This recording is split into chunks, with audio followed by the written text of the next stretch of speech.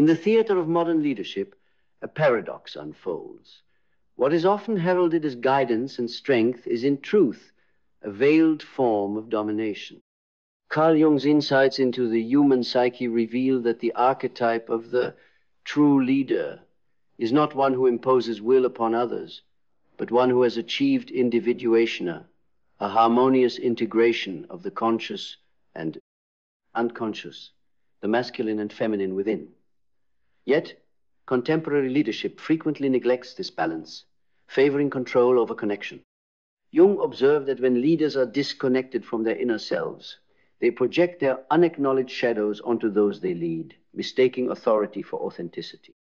This projection manifests as a leadership style that prioritizes hierarchy and obedience, suppressing the very qualities intuition, empathy, collaboration that are essential for genuine growth and transformation. Such an approach not only stifles the potential of individuals, but also perpetuates a cycle of fear and dependency. True leadership, as Jung might argue, requires a descent into the depths of one's own psyche, confronting and embracing the shadow, and emerging with a renewed sense of self that is both whole and humble. It is through this inner journey that a leader becomes capable of fostering environments where others can also embark on their paths of individuation. In doing so, leadership transforms from an act of domination to one of empowerment, from a display of control to a dance of mutual growth. Therefore, the call to modern leaders is clear: to shift from a paradigm of power over others to one of presence with others. To lead not from the ego's desire to dominate, but from the soul's yearning to connect. In embracing this path, leadership becomes not a role to perform, but a state of being, to embody a beacon guiding others not through force, but through the light of self-awareness and authenticity. You call it leadership, but does she feel safe beneath your voice? Or silenced by it? Does she feel uplifted by your direction? Or compressed by the weight of your certainty? Because there's a violence more insidious than physical force. It is the quiet domination of presence disguised as purpose. The kind that wraps itself in responsibility while never pausing to ask, whose truth am I leading from? You say you're leading, but have you listened? Not just to her words, but to her withdrawal, to her pause before speaking, to the way her fire dims just slightly. Each time your certainty fills the room like smoke, there is a line, subtle, sacred, between holding space and taking space, between guiding and gripping, between influence and intrusion. And if you have not walked the labyrinth of your own ego, if you have not sat in the furnace of your own shadow, then your leadership is not leadership. It is fear wearing the robes of righteousness. Carl Jung warned us,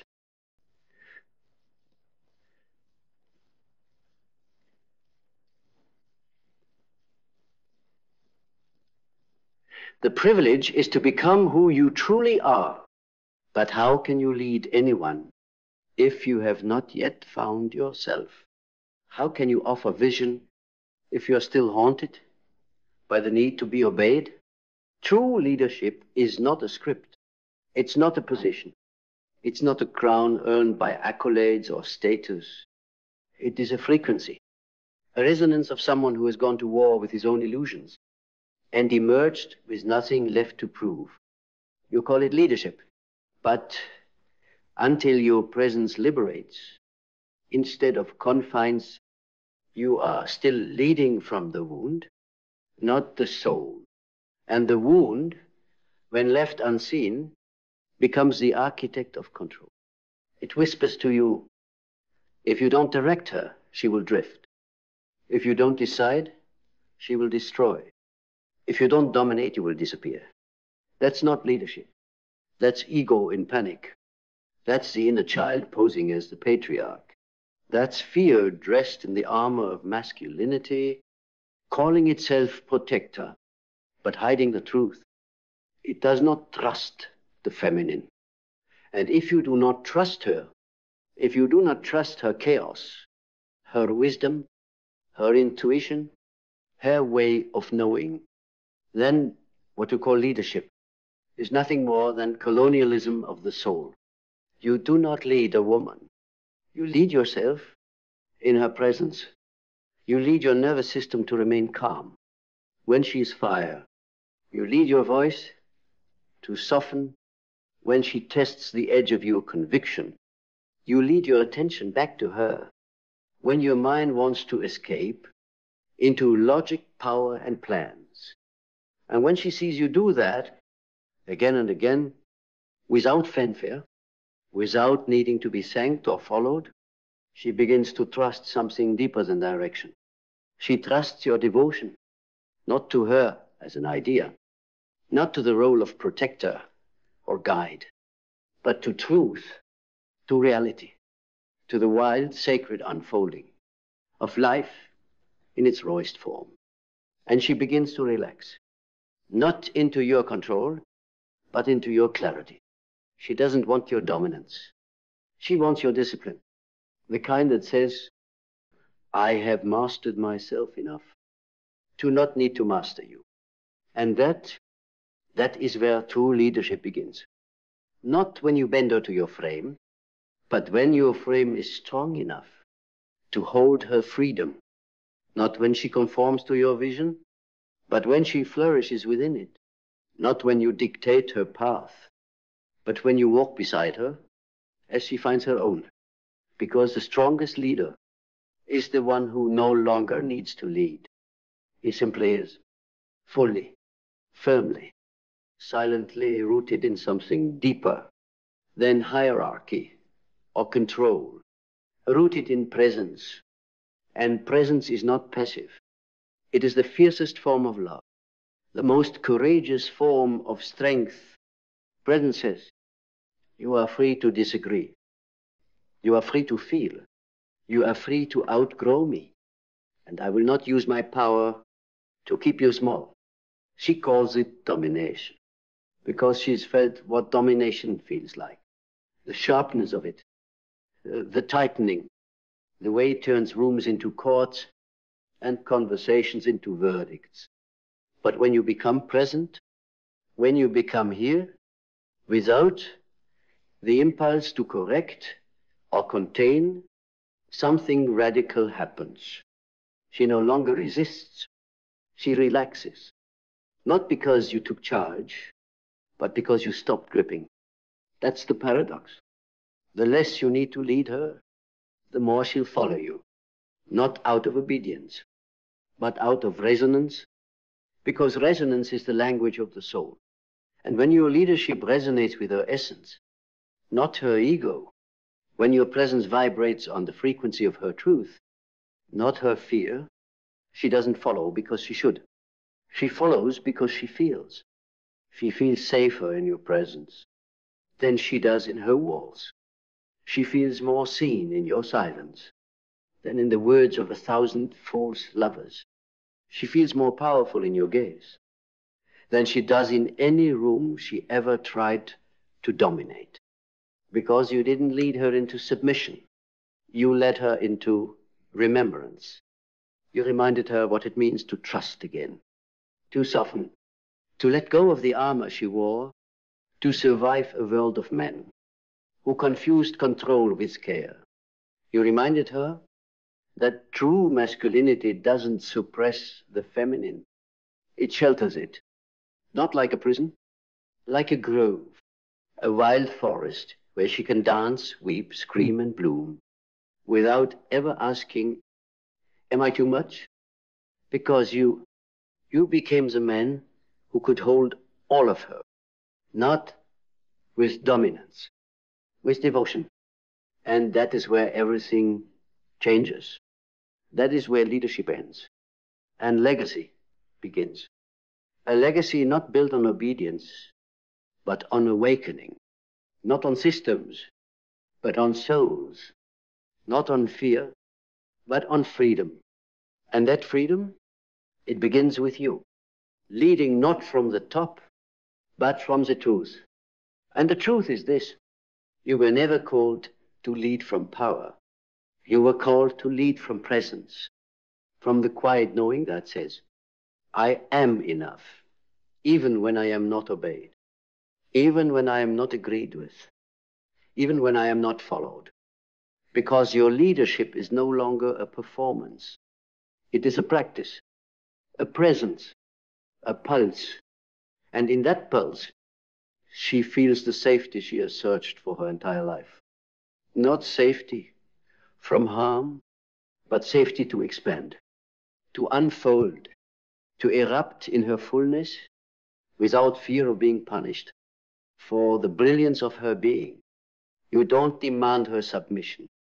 You earn her surrender, not through dominance, but through depth, not by silencing her voice, but by listening so deeply, she hears her own soul in your stillness. And when she hears that, when your presence becomes a mirror, not a muzzle, she rises. She rises in love, not in fear. She rises in her body, not out of it. She rises into a life not built for compliance, but for co-creation. Because when you lead from presence, you don't lead from above.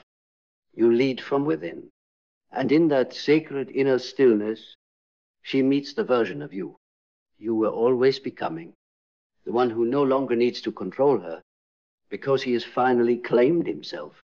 And when a man truly claims himself, not with bravado, not with volume, but with the sacred calm of someone who has walked through the fire and chosen truth over triumph, his leadership becomes a sanctuary, a place not to dominate, but to dwell, not to command, but to connect, not to conquer, but to co-create. He no longer fears her power. He honors it because he has made peace with his own. He no longer shrinks her radiance to feel taller. He reflects it because his light is no longer conditional. That kind of man, he doesn't need to be followed. He needs only to be. And in his being, he offers the world something rare. A leader who listens, a protector who never possesses. A presence that needs no title because it transforms without a word. She doesn't resist him. She respects him. Not because he demanded it, but because he embodied it. She doesn't fear being lost in him. She finds herself with him because he doesn't confuse direction with domination. He knows the greatest leaders are not those who take her hand, but those who hold space for her to find her own. And in that shared sovereignty, there is no power struggle. There is only power shared, power seen, power rooted in presence so profound that domination is no longer even a question. It dissolves. And all that remains is truth and trust. And two people finally free to lead themselves and each other into something holy. Because what is more holy than two beings who do not need to control, to correct, to conform, but who simply choose to witness each other fully, where she no longer has to perform softness to be safe, and you no longer have to perform strength to be worthy, where leadership is not a posture of superiority, but a practice of self-mastery, where love is not leveraged to gain loyalty, but given freely as a natural extension of two liberated souls walking side by side. That is the new masculine, not louder, but deeper, not harsher, but wiser, not suppressing, but supporting the rise of everything the world once taught him to fear. And she doesn't want a throne beneath you. She wants a place beside you, where her voice is not filtered through your comfort, but celebrated in its rawness, where her heart is not bent to match your logic, but held in the mystery of its own intelligence. That is the revolution of relationship. That is the new paradigm of leadership, not from the mind alone, but from the soul awake, aware, and unwavering. So no, she doesn't want to be led by force, by fear, by formula. She wants to be met by a man who leads himself so honestly, so humbly, that his very presence becomes the path back to herself. And that is a love that does not fade. That is a legacy that outlives empires, because it was never built on control, but on consciousness. And consciousness is the one thing that cannot be faked. It cannot be performed. It cannot be memorized. It must be lived in the way your eyes stay open when it's hard, in the way your breath slows instead of rushing to defend, in the way you choose to feel before you fix, to understand before you instruct, to hold before you handle. That is the language of the awakened man, not the man who leads with ultimatums, but with unwavering awareness. Not the man who claims her heart with pressure, but with presence so rooted, she forgets the world ever taught her to run. In that man, he doesn't need applause. He doesn't need validation, because he knows his leadership is not for show. It's for service to something bigger than himself, to something truer than his opinions, to the divine dance of masculine and feminine, not at war, but in rhythm. And that rhythm, it doesn't crush, it carries, it uplifts, it liberates. That's the kind of leadership the world is starving for. Not leadership that speaks over, but leadership that listens under, that listens to the tone beneath her tone, the silence between her words, the wisdom in her wildness, because you who have walked this path, you know now, if your leadership demands her obedience, it is not love. If your presence dims her light, it is not strength. If your guidance cages her wings, it is not leadership. It is only fear masked in masculine form. But you chose another way. You chose consciousness over control.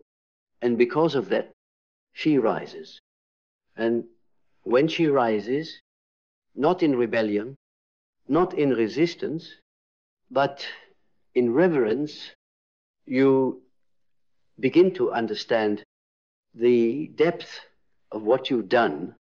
You didn't just lead her, you freed her from the quiet oppression of being shaped, freed her from the performance of being palatable, freed her from the echo of men who mistook love for possession.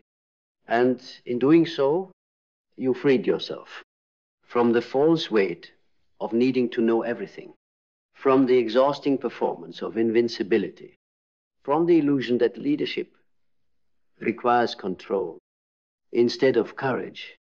The courage to meet the feminine in her fullness, not just her grace, but her chaos.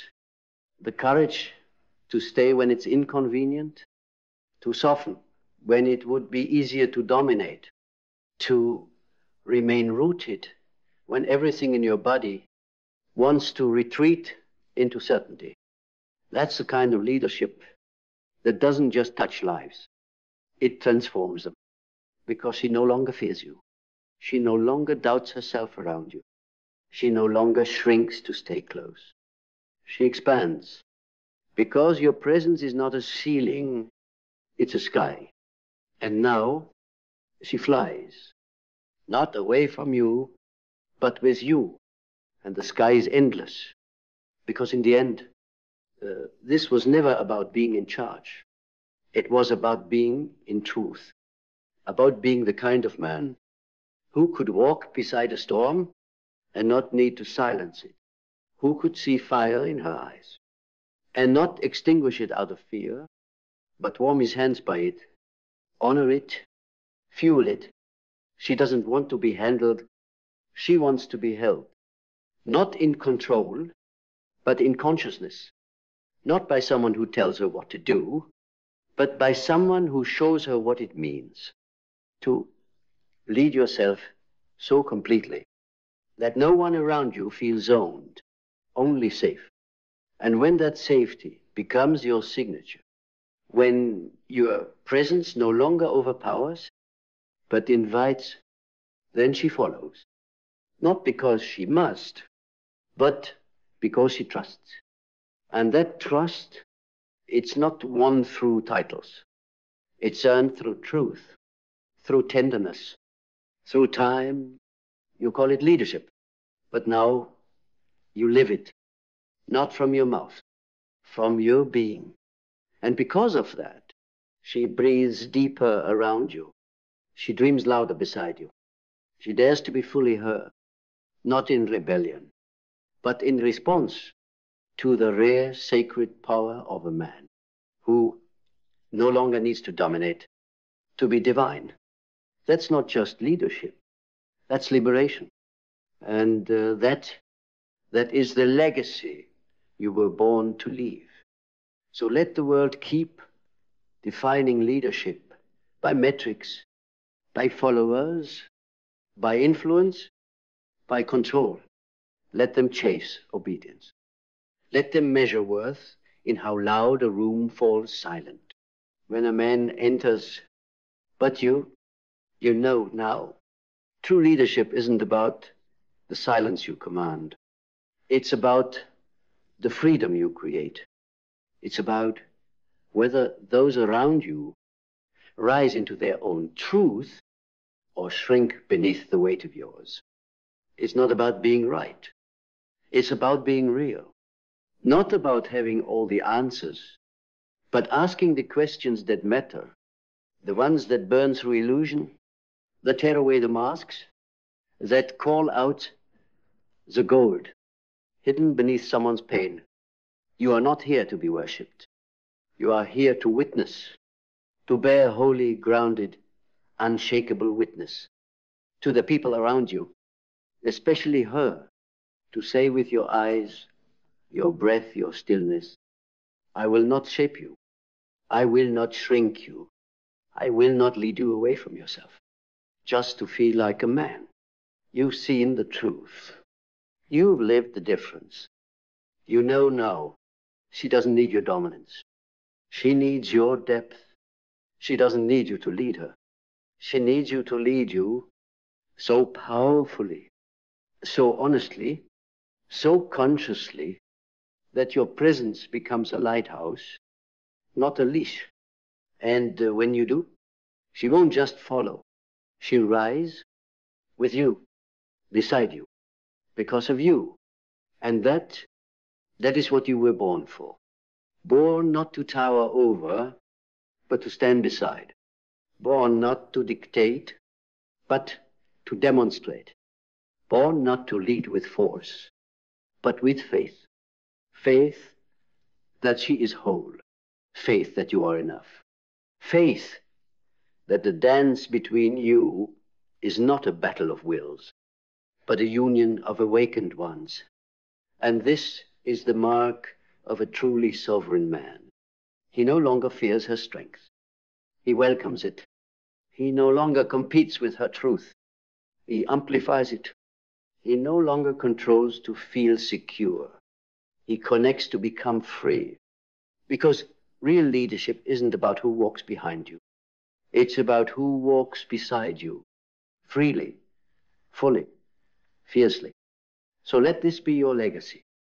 Not the man who conquered her, but the man who created space for her to become. Not the man who made her smaller, but the man whose love was wide enough to hold her entire soul. You call it leadership, let her call it liberation. Let the world remember you, not for the orders you gave, but for the presence you were.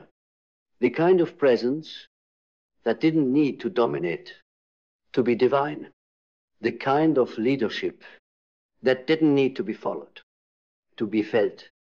and the kind of man who finally understood the greatest power you will ever hold is the one you never have to use, because it lives in who you are, not what you command.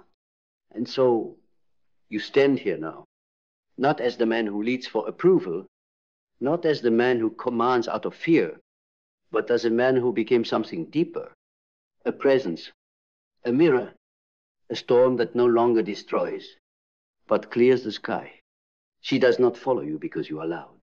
She walks with you because your silence is sovereign, because your gaze does not control, it confirms, because your hands do not cage, they carry, because your heart no longer demands, it devotes. This is the man the world has waited for. Not a ruler, not a savior, but a man who mastered himself enough to no longer need the world to submit. She doesn't want your crown. She wants your truth. And now she has it. Not because you spoke it, but because you became it. And in that becoming, you gave the world a rare kind of leadership. Not of dominance, but of depth. And from that depth, a woman rose, a kingdom healed, and a new world began.